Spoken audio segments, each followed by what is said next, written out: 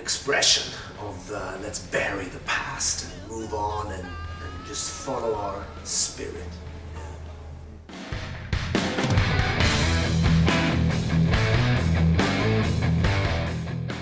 There's a lot of meanings there, but it's also a tribute to classic rock. But there's some hints there, references to people like Angus and Malcolm Young, to Jimmy Page, to Elvis Presley, and people that came from surroundings you didn't expect them to go out in the world and turn it upside down and sing the blues, you know. And it's a bit like for us, you know, we've just been very true to ourselves now, and we know how to express ourselves directly from the heart and soul now. It took 9 albums, and it's about that.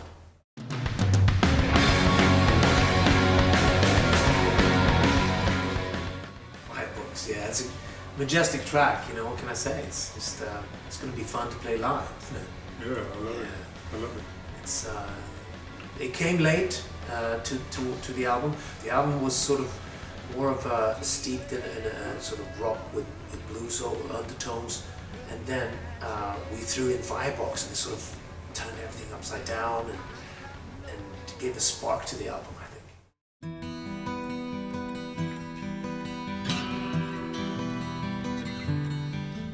Joey wrote the whole song, so he better say something about it. I did write the song. The song!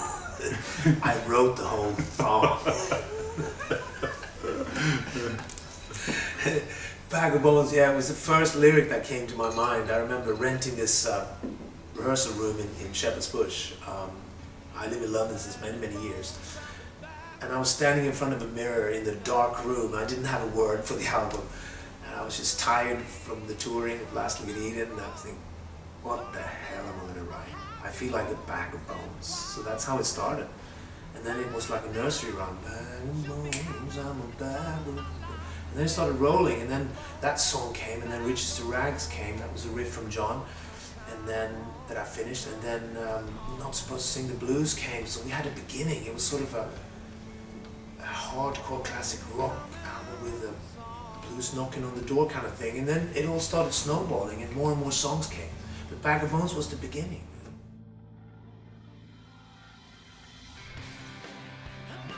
Joe Bonamassa is on there on slide guitar. We've been a fan of his for a couple of years now.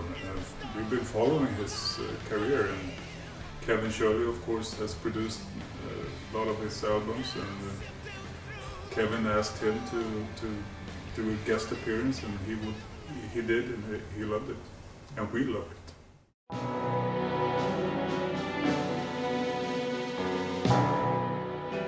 Actually, Mick is just a brilliant musician, our keyboard player. All of a sudden, we did this song, My Woman, My Friend, and after, he just started very sad man sitting by the piano, doing this very melancholic piece of music. And we're all like, yeah, let's record it, let's use it. So it was just an accident. But it's connected to My Woman, My Friend. There's sort of a controversial sort of thing about it. We actually named it Requiem for the 80s. It was called Requiem for the 80s. We even had it on the cover. But then we decided, let's take it away, maybe it's a bit too crazy.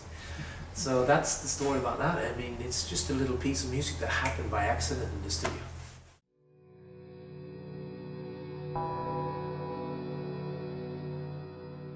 Yeah, that's a spiritual, emotional love song with a really heavy beat. Again, John Leven sent me the riff, and I had this whole idea in my head since years, and I put it together, and then the lyrics I finished in the studio more. It was more about the lyrics, more about relationships, the hardship and the glorious feeling when it works, and the miracle of it.